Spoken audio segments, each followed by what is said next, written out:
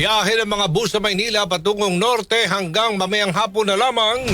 Radyoman Eman Mortega sa report man. RMN Live Report!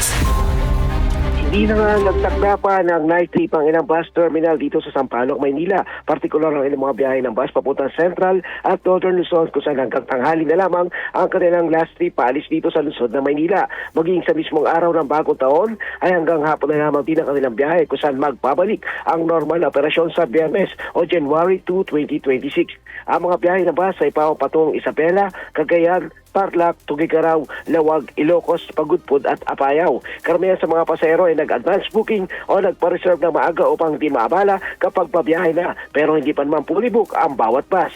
Halos kakaunti na lang ang mga nagtutungo dito ng chance passenger, pero lahat naman ay nakakasakay dahil sa naglaan ng mga extrang unit ang pamunuan ng bus terminal.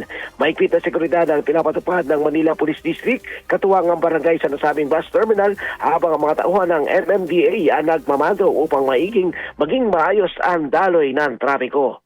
Kasama mo sa DZXL RMN Manila, Radyoman Eman Mortega, Tatak RMN.